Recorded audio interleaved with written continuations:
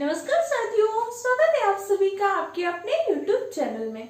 तो आज के इस क्लास में हम केवीएस इंटरव्यू के बारे में बहुत इंपॉर्टेंट चीजें डिस्कस करेंगे।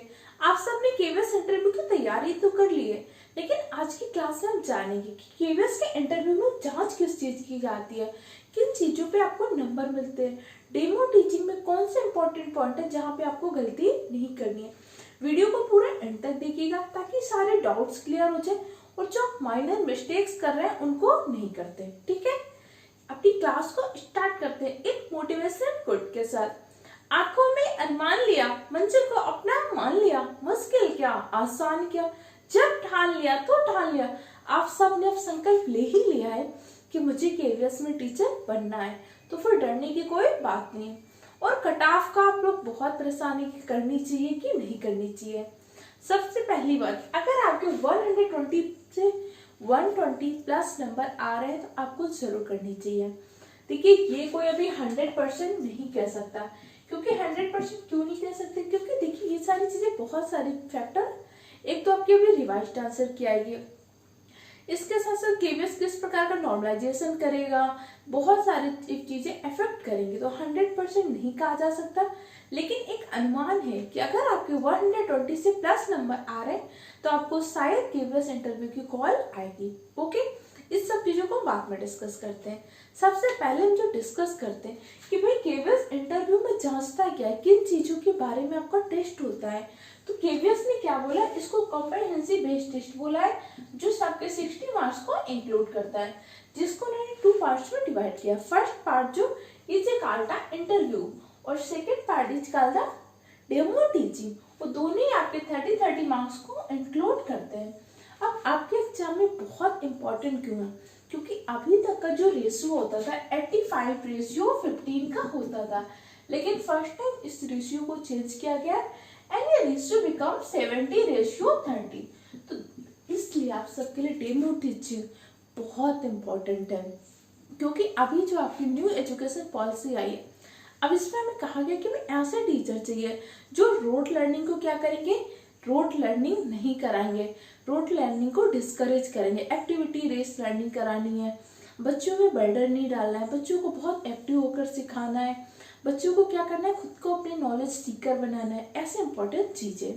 तो आज हम जानेंगे कि इंटरव्यू के में किन चीजों का टेस्ट होता है। ओके, जो भी आपके डाउट हो कमेंट सेक्शन द्वारा पूछ सकते हैं। अगर आपने इससे पहले की क्लासेस नहीं देखी तो उनको जाकर जरूर देख लीजिएगा, क्योंकि मैंने उनमें जो पॉइंट बताया वो पॉइंट आप सबके लिए बहुत ही इम्पोर्टेंट है। तो जानते हैं व्हाट इज द इंटरव्यू। अगर हम इन रियली इजी शब्दों में समझने की कोशिश करें, interview is just test of your personality, confidence, mindset, कि आपकी पर्सनालिटी कैसे। सिर्फ इंटरव्यू में आपकी पर्सनालिटी चेक होती है, नॉलेज का बहुत इंपॉर्टेंट रोल नहीं होता। लेकिन नॉलेज का रोल ये होता है कि जैसे आपसे उन्होंने क्वेश्चन पूछा, अब आपको क्वेश्चन नहीं आ रहा है लेकिन आप फिर भी जबरदस्ती क्वेश्चन का आंसर दे रहे, इससे समझ में आता है ये व्यक्ति ऑनेस्ट नहीं है। और इसके अलावा आपकी पर्सनालिटी कैसे है, केवीएस को कैसा टीचर चाहिए, क्या आप वैसे टीचर हैं। सबसे पहली चीज पर्सनालिटी। तो भाई अब आपको अपने अंदर कैसी पर्सनालिटी लानी चाहिए।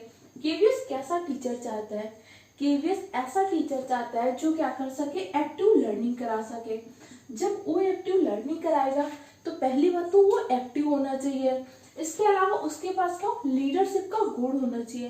लीडरशिप के कौन कौन से गुण होते हैं, मोटिवेटर होना चाहिए, आपको मोटिवेट कर पाए, इनिशिएटर होना चाहिए, किसी चीज के लिए काम के लिए पहल कर पाए, टीम बिल्डर, वो अपनी टीम को बिल्ड कर पाए, टीम का निर्माता कर सके, मैनेजर भी हो, जरूरत पड़े तो चीजों को मैनेज कर पाए। तो ये सारी क्वालिटी एक टीचर के अंदर होनी चाहिए। सेकंड क्या होना चाहिए, वो क्या हो, हमेशा पॉजिटिव हो। ऐसा ना हो कि हर पॉइंट में वो गलतियां निकाल पाता है। उसका जो दृष्टिकोण हो, उसका विजन कैसा होना चाहिए, पॉजिटिव होना चाहिए। आपने विजन बिल्डिंग टॉपिक करके पेडागोजी में पढ़ा भी था कि कैसा विजन बनाना चाहिए, कैसी चीजें होनी चाहिए। तो एक टीचर की पर्सनालिटी कैसी होनी चाहिए, वो ऑनेस्ट होना चाहिए। अब जैसे आज जब हॉबी लिखने की बात आएगी तो आपको हॉबी वही लिखनी है जो सच में आपकी हॉबी हो। जबरदस्ती की हॉबी मत लिख देना, कि एग्जामिनर जो होते हैं ना वहाँ पे बहुत अच्छा एक्सपीरियंस होता है। आपकी एक छोटी सी गलती आपके इंटरव्यू को खराब कर सकती है। एक छोटा सा प्लस पॉइंट आपके इंटरव्यू को बहुत अच्छा कर सकता है। तो इसलिए be your constant and be honest. दिखावा नहीं करना, झूठ मूठ नहीं करना, आप जो रियल में है वही बनिए। लेकिन ऐसा नहीं कि आज आप रियल में आपको बहुत चीजों का नॉलेज नहीं तो बोलेंगे नहीं मैं तो रियल में हूँ, मुझे नॉलेज सीखने की जरूरत ही नहीं है, जो हूँ मैं। नहीं, आपको देखना है कि केवीएस कैसा चाहता है, वो सारी क्वालिटीज को अपने अंदर मॉडिफाई करिए उन सारी क्वालिटीज को। तो इतने पॉइंट को समझना है, आप सबको इन सारी क्वालिटीज को अपने अंदर डेवलप करना ही है। नेक्स्ट क्या होता है आपका कॉन्फिडेंस। आपका कॉन्फिडेंस कैसा है, आपके पास जो नॉलेज है उस नॉलेज को बच्चों को दे पाएंगे, कॉन्फिडेंस से दे पाएंगे, अच्छे तरीके से दे पाएंगे। आपकी कम्युनिकेशन स्किल्स कैसी है, आपकी लैंग्वेज कैसी है, क्या आप बोथ लैंग्वेज में कंफर्टेबल है, या जैसे इंग्लिश आती है आपके पसीने छूट जाते, ऐसा नहीं होना चाहिए। कम से कम बेसिक तो हमें नॉलेज होना चाहिए। क्योंकि पीआरटी के जो टीचर होते हैं ऐसा नहीं कि सिर्फ एक सब्जेक्ट पढ़ाने होते हैं, उन्हें ऑल सब्जेक्ट का नॉलेज होना चाहिए। तो आपकी कम्युनिकेशन स्किल बहुत अच्छी होनी चाहिए। इसके साथ साथ आप क्या हो, बच्चे आपके साथ फ्रेंडली फील कर पाए, बच्चे आपसे अपनी प्रॉब्लम को शेयर कर पाए, बच्चे आपसे डिस्कस कर पाए। ऐसा ना हो कि आप बहुत ज्यादा कैसे हो जाएंगे सत्तावादी, की मतलब सिर्फ मेरा ऑथोरिटेरियन। जैसे पेरेंट्स की पेरेंटिंग स्टाइल होती है ना, ऑथोरिटेटिव होती है, ऑथोरिटेरियन होती है, एक पैसिव होती है, एक नेग्लेक्टफुल होती है। तो हमेशा कैसे होनी चाहिए, अथॉरिटेटिव होनी चाहिए कि हमारे जो होंगे क्या होंगे डिसीजंस भी देने हैं, लेकिन बच्चे की सुनना भी है। मतलब मिक्स हो कि कठोर भी हो और लचीला भी हो, दोनों का फ्लेक्सिबल होना चाहिए कि जरूरत पड़े तो आप रिगिड हो जाए और जरूरत पड़े तो आप फ्लेक्सिबल हो जाए। तो टीचर को ऐसा ही होना चाहिए। इसके अलावा कॉन्फिडेंस में और क्या चीजें चेक होती हैं, एक आपका क्या होता है, आपकी नॉलेज कैसी है, और लैंग्वेज में आपकी टोन कैसी है, क्या आप लैंग्वेज में अप डाउन ला रहे हैं। जैसे आप पोएम्स पढ़ाएंगे, रैम्स पढ़ाएंगे, या आप जैसे क्या स्टोरी, उसमें बहुत चीजें इंपॉर्टेंट होती है, उसमें हम आगे डिस्कस करेंगे।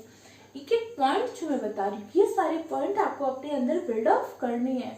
आपके अंदर क्वालिटीज 100% होंगी, बस उन क्वालिटीज को थोड़ा सा इनहेंस करना है, मॉडिफाई करना है। नेक्स्ट आपका माइंडसेट कैसा है, आप रियल सिचुएशन जब आती हैं तब कैसे प्रॉब्लम सॉल्व कर पाते हैं, आपका माइंडसेट कैसा है। प्रॉब्लम आने पे आप क्या होता है, घबरा जाते हैं, निगेटिव बन जाती हैं, या पॉजिटिव वे से समस्याओं को सॉल्व करने की कोशिश करते हैं। तो बी पॉजिटिव। आज से आपको कोशिश करने की, आपके पास जो भी प्रॉब्लम्स आएंगे आप उनको पॉजिटिव तरीके से लेंगे, क्योंकि एक दिन में इंटरव्यू हॉल में जाके 30 मिनट में आप पॉजिटिव नहीं हो सकते, वहां तो स्ट्रेस भी होगा, इमोशनल डिसबैलेंस भी होगा, बहुत सारी चीजें। तो आज से आप थोड़ा सा अपने आप को कॉम रखने की कोशिश करिए, अच्छे से पॉजिटिव बनिए, और भी सारी चीजें अच्छे से करिए। अभी मैं कुछ बेसिक पॉइंट्स बता रही हूँ, पढ़ना क्या है, किस तरीके से क्वेश्चन पूछे जाएंगे, उनको भी हम आगे डिस्कस करेंगे। ओके, नेक्स्ट आपका क्या होता है, प्रेजेंस ऑफ माइंड कैसा है।